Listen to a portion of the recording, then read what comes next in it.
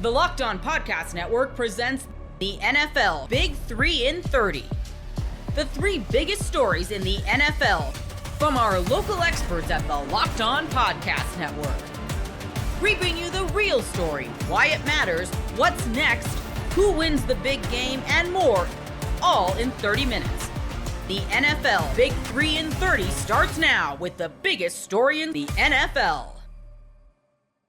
The Baltimore Ravens and Cincinnati Bengals face off in a big Thursday night matchup. You are Locked On NFL Crossover, part of the Locked On Podcast Network. Your team every day.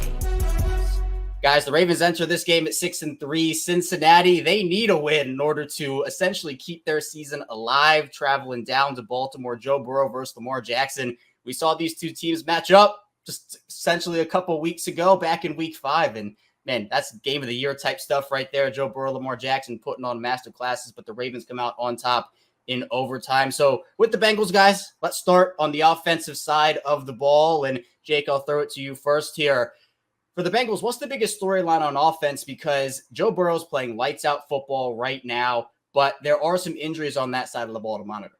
Yeah, I think that's exactly it. Hit the nail on the head there. Joe Burrow is playing at an MVP level, and I know that Lamar Jackson is the other quarterback in the NFL playing at an MVP level, so not to take anything away from Lamar, but Joe Burrow's right there with him, in my opinion, in the way that he's played, especially coming into form in terms of pocket management, pocket feel, on full display against the Las Vegas Raiders. And while the Las Vegas Raiders did beat the Ravens earlier this year, I think we can all agree that they're not a very good football team, and Max Crosby not having necessarily even his best season, despite him being a good player on that Vegas defense. That said, Joe Burrow was excellent in extending plays and making things happen. And he was doing that without left tackle Orlando Brown, who missed a game, which is generally unheard of, as Ravens fans are probably familiar with, for the very durable left tackle for the Bengals. T. Higgins, doubtful this week for the second straight week. So they're going to be shorthanded. Eric All now on IR with an ACL injury, Zach Moss with a neck injury that's landed him on IR out indefinitely. So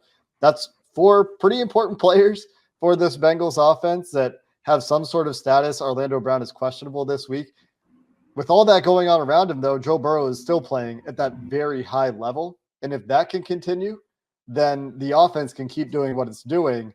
But I do think that it gets harder against the Ravens defense, despite the issues they've had all year. And I do think the Bengals will be able to pass the ball, probably, just given the way these teams played last time, the way the season's gone for each team. But that's definitely harder and requires guys to step up. All eyes on Jermaine Burton. Can he bounce back after a healthy scratch last week and disciplinary issues instead of T. Higgins?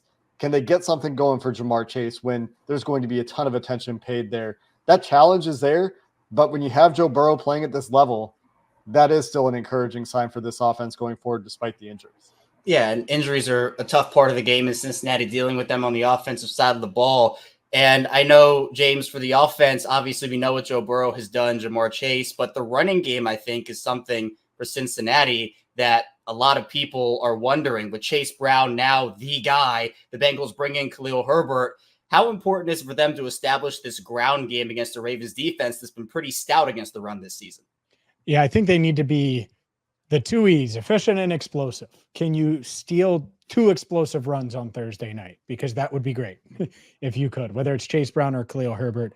And efficiency is certainly the key. Just being able to get Joe Burrow in 2nd and 6, or maybe Khalil Herbert, who's been good in short yardage situations throughout his career. Maybe he helps them on 3rd and 1 when they need it. And they've struggled in those situations at times. Even though Joe's been awesome on 3rd down, they haven't necessarily been great in 3rd and short situations. So I do think that the run game is important.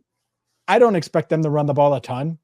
I don't, because I'm not sure they're going to be able to. To your point, the Ravens are good against the run. You have Joe Burrow. It's a pass-first Bengals offense against a Ravens defense that has been susceptible to the pass. But if they can be efficient, if you're telling me that they're averaging 4.1 to 4.3 a carry, I would sign up for that right now, even if it meant no explosive runs. Maybe my expectations are low or my barometer is low, but I'm not going into this game thinking, all right, no Zach Moss, who was a valuable piece of their backfield. Khalil Herbert, who's going to take the field. I do expect him to play. We'll see if he actually does. But having like 40 hours in the Bengals system. It's not like he's going to be have the expanded playbook there. And then Chase Brown, who's a really good player and is going to start for them, and I think is ascending. But I'm not sure this offensive line is built to go manhandle the Ravens in Baltimore. Yeah, Baltimore, one of the top rush defenses in the league, and the Bengals right now 24th in terms of yards per attempt on the ground. But let's flip it over to defense, guys, because this Cincinnati defense, despite how high-powered the offense has been this season, the defense has certainly struggled at times. And in this first matchup between the Bengals and the Ravens, both defenses struggled to contain both quarterbacks. And I know for the Cincinnati defense, it was tough to contain Lamar Jackson. So what is the biggest storyline on the defensive side of the ball for the Bengals as they look to try to combat this high-powered Baltimore offense? Well, they didn't make a trade at the deadline. They didn't add any help there. We were hoping they would. Maybe the trade partners just didn't emerge. There were a few edge rushers traded in the weeks leading up to, and on the trade deadline day itself, the Bengals were not one of the teams that acquired a piece there. The Ravens offense, meanwhile, continues to click on all cylinders. They score 41 against the Bengals, but that's in a streak of games where they go 28, 35, 41, 30, 41, 24, 41, 24 being the low mark there on the road in Cleveland in the Jameis Winston game, or his first game, the Jameis Winston bump, I guess you could call it, for the Cleveland Browns that week. Point is that the Ravens offense continues to click. The Bengals defense has been able to show up against the bad teams in the NFL. And it's truly some of the worst teams in the NFL where the defense has played okay. Against the Ravens, they couldn't get stops, and they didn't add a player to help them get those stops. So this week, it's like, okay, can Myles Murphy take advantage of a matchup with Roger Rosengarten on the right side of that Bengals offense? And even when they got pressure the last time these teams played, as you point out, Kevin, they couldn't get Lamar to the ground.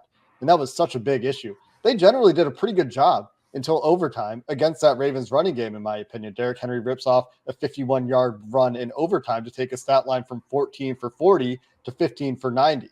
So that's a big difference in the game, right? But they generally did a pretty good job against the run there at the expense of not being able to handle the pass and not being able to string plays together and really having to gamble. So can they be more consistent this week against Baltimore? Can they get Lamar to the ground when they get pressure there? Those are the big questions, the big stories after they didn't do anything to help a defense that, in our opinion, on Locked On Bengals clearly needed some help at the deadline.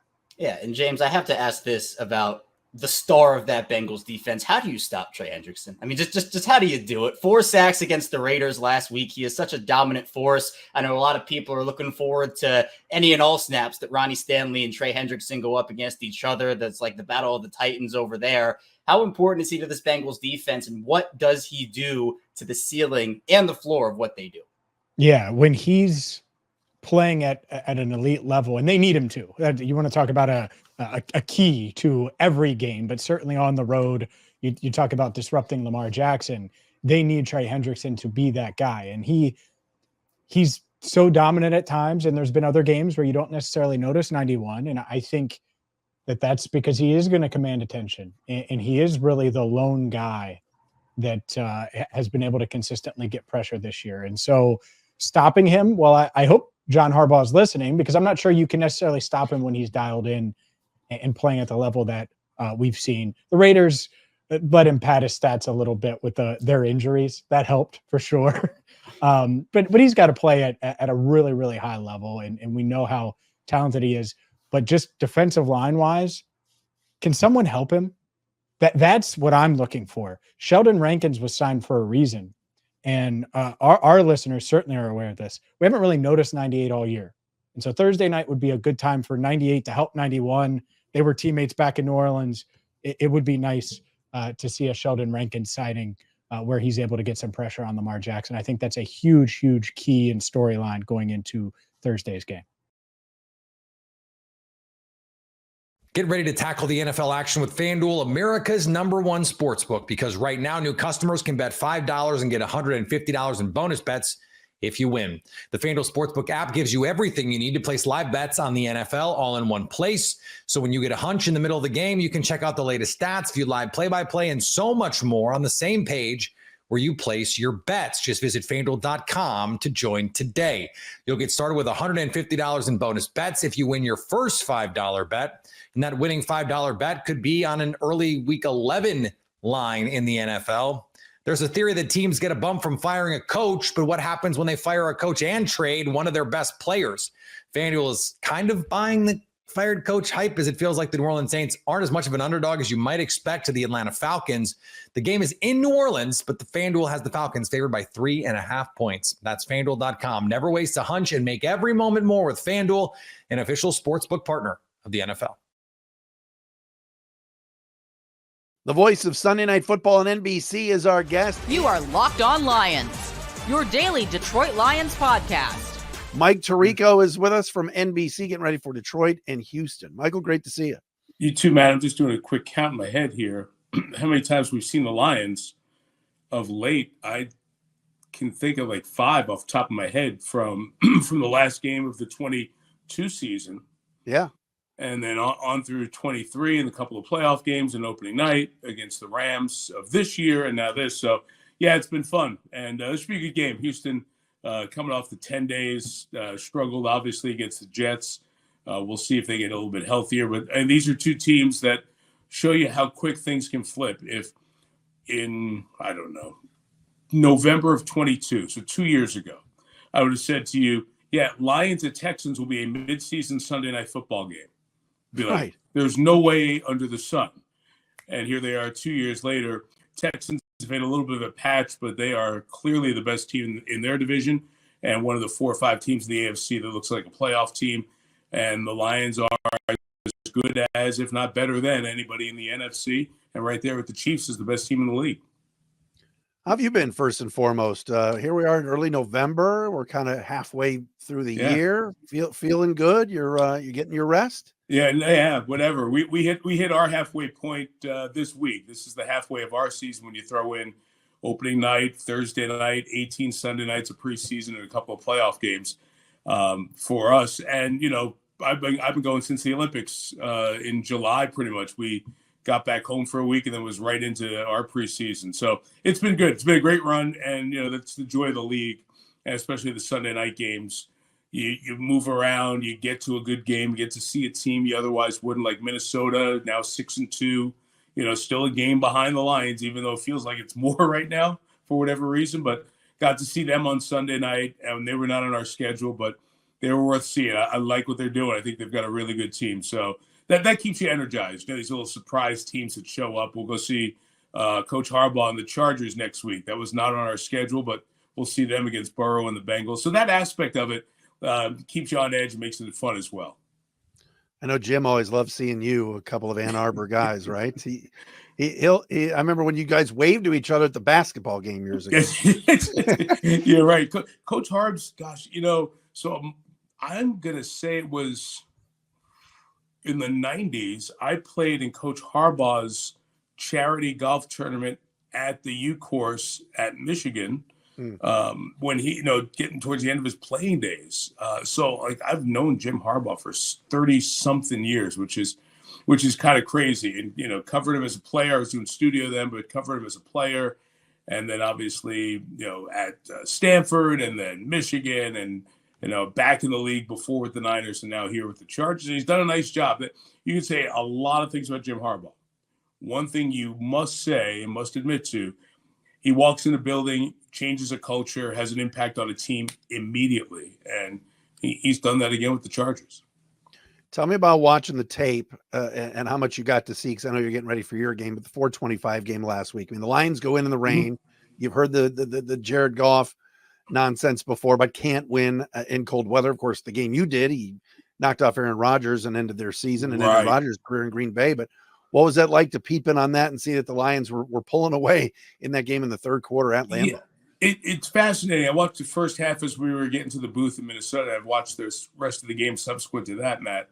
It's funny you bring that up because I thought of that when I saw that it was a rain game, and Erin Andrews has been a friend for a long time, does a terrific job as a sideline reporter. Her first report was about Goff and wearing gloves in the bad weather. And it took me back to that game you just referenced, the end of the Rodgers era in Green Bay when the Lions kept the Packers out of the playoffs. And that game, there was a cold weather game, I want to say at Chicago, but I don't want to swear to that, earlier that year. There may have been a game is that the year that they played both teams at MetLife, the Jets and Giants? Correct. Too? Yes. Yeah. Yes. So one of those games, perhaps the Giants game, was windy and cold, and Goff wasn't as good as he was at Ford Field. And I thought he was not great in the first half of that Green Bay game 2 years ago, but got a lot better. But I thought I saw a quarterback in 2 years who has gotten more comfortable playing in those conditions and just played a better brand of football and knowing what to do.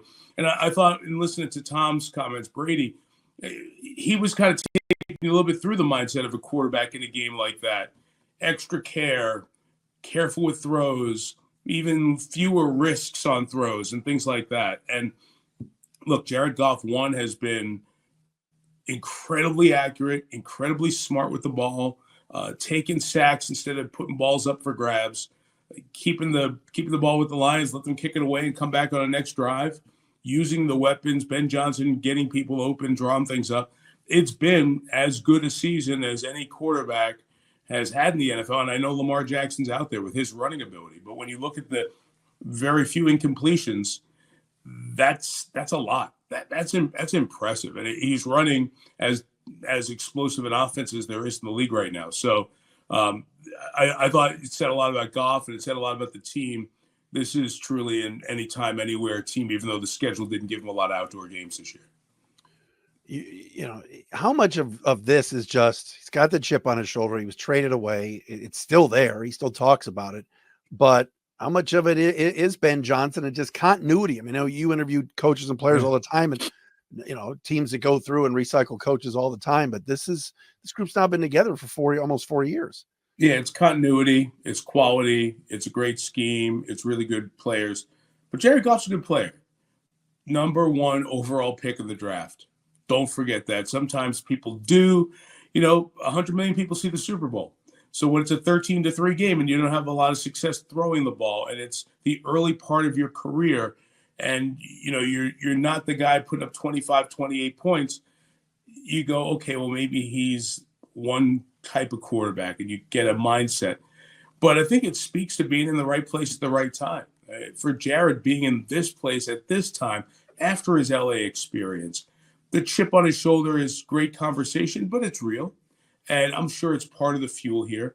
But don't let any of that overtake like a quality arm and a good player, just because he's not the mobile quarterback who runs for that first down per half. I always like to think about the quarterbacks like Lamar Jackson does it sometimes more than once, but Mahomes, Mayfield, right? With Stafford in his prime, and certainly still now, will run you for 1 first down a half, right? On third down, when a team plays man, turns their backs to the quarterback, he just takes off and takes the 8 yards, right? Not that Jared hasn't or can't do that, but that's not the main crux of his game. But even given that, like, this is a high-quality thrower of the ball, processor of information, a guy whose accuracy cannot be overstated. Matt, we see so many inaccurate passers, and it's hard. I mean, you get 10 people around you in a circle. You're trying to find that little space to throw the ball and have accurate feet and all that. It's hard as heck for those guys, right? And he's just done it at a super high level here the last couple of years. And this stretch of, a couple of dozen incompletions in the last 5 games or so, it's just nuts. Lions and Texans coming up Sunday night. Mike's got the call with Chris Collinsworth, Melissa Stark on NBC at 8:20. Interesting. I watched the Chiefs. Obviously, I'm sure you did the other night on the 4-letter network. They get to 8-0. Are the Lions better than Kansas City? Could you make a case for Detroit being the best team, not just best team in the NFC, but the best team in the NFL? You can make a case. They have lost a game. So just on pure results, we've seen that. What the Lions have done in dominating people, which is certainly a great quality of a championship team. The Chiefs have shown that great quality of a great team by finding a way to win every week and doing it in different ways. What would Vegas say on a neutral field between the two teams? Probably the Chiefs a slight favorite given pedigree and all that stuff, right? They're super close. When you start going group by group, right? The offensive group, both teams are good. The Lions offense is more explosive right now than the Chiefs offense because of all the injuries they've had. So I think overall they're over there. The defensive side of the ball, the Lions are right there with Kansas City. Kansas City has done such a good job with Steve Spagnuolo's defense. And I think, watching most of the Lions games this year, they've seen everyone. Aaron Glenn's done a really good job with getting the pieces of this defense to play the defense he wants, to marry all this stuff. Now it's trying to make up for life without Hutch for these last three games or so, coming up on 4 here. It's that difference maker up front, and Chris Jones for Kansas City is something that Detroit can't match. I know Lee McNeil is strong inside and very good, and he's kind of cranked it up a little bit in the pass rush game. Now, there are some McNeil plays that are not sacks, but are just as important when he drives that interior guy back into the quarterback's feet and changes everything in the offense. But Chris Jones has guys on his edge and gets to the quarterback and has been doing it at all pro level the last few years. When I worked at John Gruden, like one of the things that always was just ingrained in my mind was fourth quarter pass rush.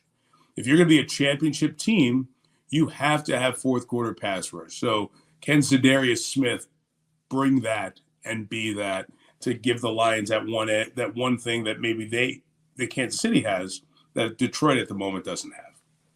What do you think of the Smith signing? And obviously you're following it. People are saying, they should go get Myles Garrett. They should go get Max Crosby. How would you rate what they did going out and getting Zadarius Smith? Well, you can't get a guy unless he's available, right? It sounds like Max Crosby wasn't going to be available. Myles Garrett, similar type thing. Now, everybody in every business is available for the right price, right? But there's realistic and stupid. And what the Lions are trying to do is build here for a longer run. And why hold on to draft picks? Why do draft picks matter? Well, now that you've extended 5 or 6 guys with a lot of money paid out to these guys, those draft picks are going to become even more important because they're going to have to play.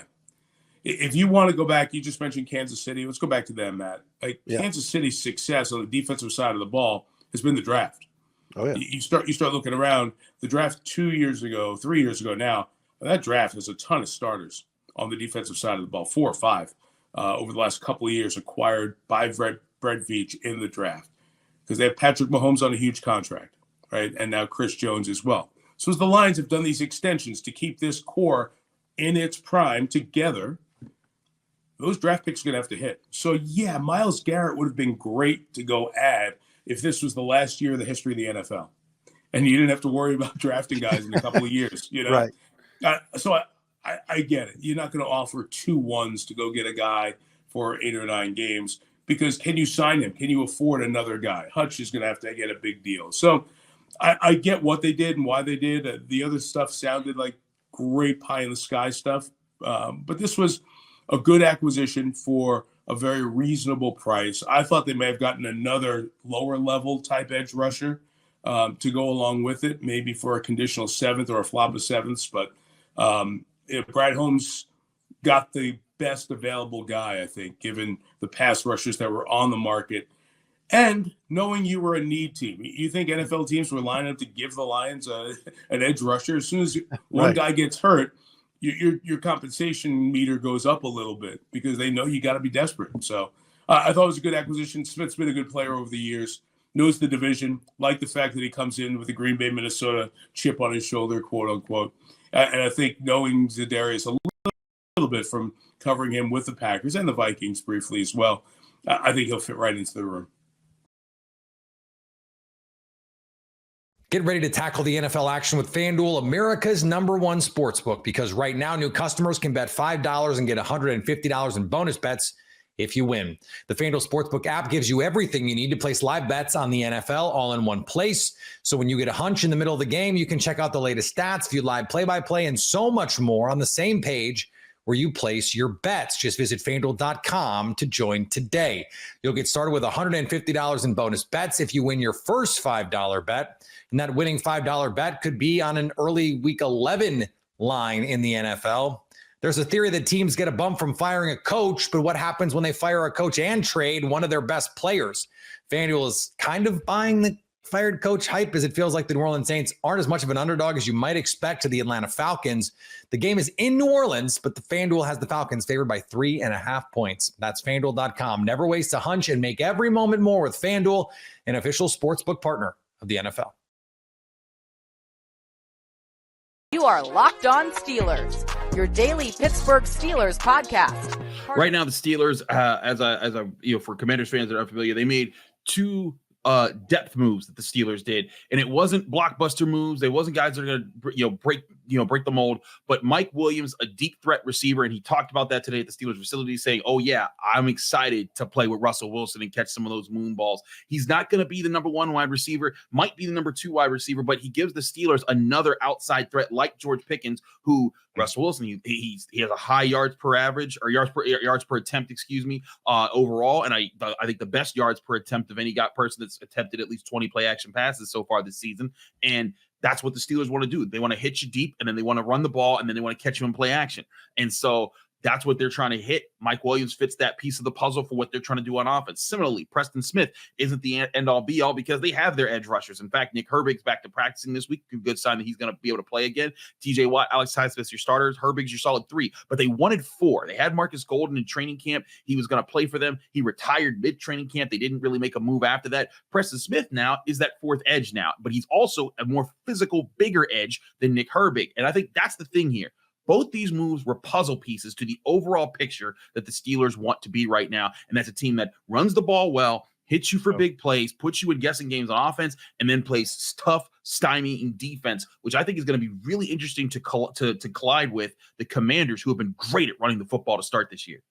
Yeah, man, you talk about guessing games, and I'm so glad you said that because that's going to come back here in today's crossover Thursday episode. Remember that because that's going to come back in this episode. And yeah, man, I really dig Mike Williams. I really thought that, that was going to do a lot. Like a lot of people, I expect the Jets to be a lot better than they have been so far this season. I really thought Mike Williams, once he was able to get his legs fresh and get going from recovering from that major injury, would be able to be a bigger part of that. Obviously, it didn't work out. And when you look at the Pittsburgh Steelers, man, Commanders listeners, or Locked On Commanders listeners know this. We talked about this quite a few times throughout the season, starting off with the Tampa Bay Buccaneers in week one, that really what scares me about this Washington Commanders defense this season are teams that have multiple weapons. And I'm not even talking like two weapons. I'm talking like 3-4 options. Pat Freiermuth certainly is a guy that can have games that can really impact what goes on with the game flow. So I really like what the Steelers did from an outside NFL perspective. Clearly would rather they held off for a week if it was possible. I know it's not possible, but would have been nice if they held off for a week.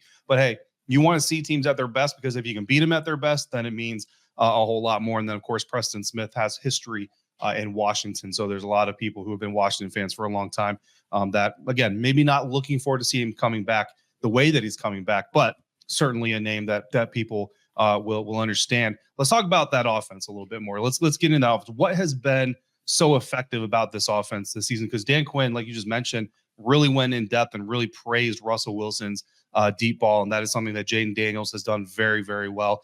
Third right now, and expected points added in his deep ball passing, according to Zebra Sports Next Gen Stats, which is a great stat. But Russell Wilson, in this matchup, he's the OG, right? He's been doing it for a minute. So what's been going on with that Steelers offense specifically that's been so successful, even though they've switched through quarterbacks? They're finding balance, and that's the thing, David, is that they're hitting you in multiple ways. Arthur Smith knew, the new offensive coordinator for the Steelers that came in this year, for the Steelers offense to be good, it wasn't going to rely on one superstar. It wasn't going to rely on X superstar quarterback play. It was going to be about, hey, Najee Harris is a good running back. Jaylen Warren's a good number 2 running back. This offensive line is decent. George Pickens is a serious threat, but maybe not like Justin Jefferson in that upper tier of guys just yet. Pat Freiermuth is a really good tight end. So, hey, we got all these guys, and we got a speedster like Calvin Austin, a big dude like Darnell Washington. What if we combine all of them in ways that make you honor each of them? And you need a quarterback to conduct that offense. Now, for the first 6 games, Justin Fields did a good job protecting the football, using his legs and being part of that. But what Justin Fields couldn't do was he couldn't see the field consistently and distribute the football to all those different guys and mix those weapons to the best of their potential. Russell Wilson in 2 games has started to do that and do that more efficiently. I think he did it really well from like the later half of the second quarter in his first game on to the rest of the last game. And then against the Giants, he really had it like there was about 3 possessions. They should have had touchdowns where things out of his control just didn't work in their favor. But he's getting that, and that's what's making it dangerous, because now, for years, I've said this for years, Najee Harris is the only running back to have a 3 straight 1,000-yard seasons in the last 3 years in the NFL. That shows his durability. But I've said for years, he's much better than just that, because the Steelers' offensive line was struggling, and they had no serious passing game to worry about. So people we're saying, well, our priority is to stop Najee Harris, don't let him get going. But now teams have to honor Najee Harris, honor the passing game. They have to honor other things in this offense, and that has forced teams to kind of leave away. And now you got 3 straight games where Najee Harris has over 100 rushing yards. And that's what makes this Steelers offense better this year. Yeah. And going up against Washington Commanders run defense, look, I mean, just the truth is being what it is. Rush defense has not been their strong suit this season. Although I will tell you, Steelers fans, if you're just looking at that Giants game, you're like, look at all that production the Giants put up against the Washington Commanders defense. I will tell you the second half, much less run game production for the Giants than the first half. So there were adjustments made. Now, some of that was game flow too. The Giants had to pass more, down multiple touchdowns, all that kind of stuff as well. So certainly layers of context, as there always is in the National Football League. But Chris, we got to talk about that defense. And I mean, TJ Watt, like if he's not the best pass rusher in the National Football League, I don't know who is. 3.5 sacks against the NFC East so far, which much more of an interesting stat than an actual applicable stat to this game. Is not like, well, he got sacks against the Giants and Cowboys, so he's going to sack the Commanders. This is not really how this works. But 3.5 sacks in 2 games against the NFC East, nonetheless, kind of just illustrates how good TJ Watt is. The Washington Commanders have been doing a lot of chip blocking. It's something that I went really in depth with last week going up against that Giants pass rush.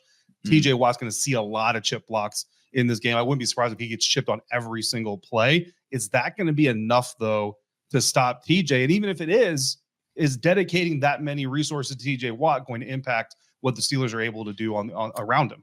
I'm glad you brought that up, because the Steelers are starting to counter that a little bit. And I broke that down after the Giants game. I went back. In the Giants game, there were 4 times. Typically, TJ Watt lines up over the right tackle, Alex Highsmith over the left. That is just the rule. That is the law. In the Giants game, 4 times they flipped sides.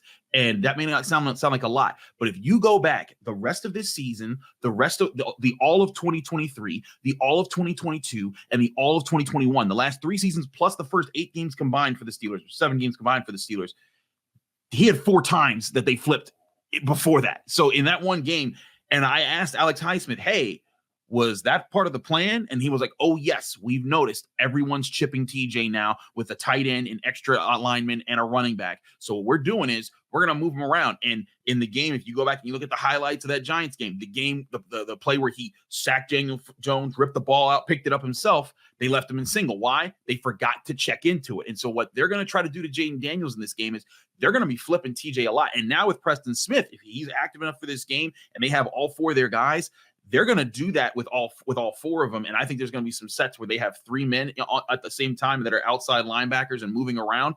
And it's going to force the Commanders offense to communicate, where is 90? Where is 90? And if you're doing that, oftentimes you can be there and beat, but sometimes you overcorrect and then you forget, oh, wait a minute, Cam Hayward's going up A gap. That's what the Steelers want to create. They want to create confusion. And Mike Tomlin said on Tuesday, hey, we didn't get to do that a lot in the first half of the season because for about 4 weeks, they were missing Alex Highsmith. For another three weeks, they were missing Nick Herbig. So they didn't even have their top 3 guys. Now they'll have those top 3 and Preston Smith. And I foresee a pass rush that's going to be more complex than what we've even seen to start this season from the Steelers. Yeah, a lot of challenges up front for the Washington Commanders, not just quarterback Jayden Daniels, but center Tyler Biadasz on communication. Rookie left tackle Brandon Coleman. He's stood up to some challenges. Myles Garrett, Brian Burns. But this unit, I mean, TJ Watt, I put TJ Watt above both those guys. But then this unit as a whole, I think, is the best pass rush unit, talent-wise, that they're going to see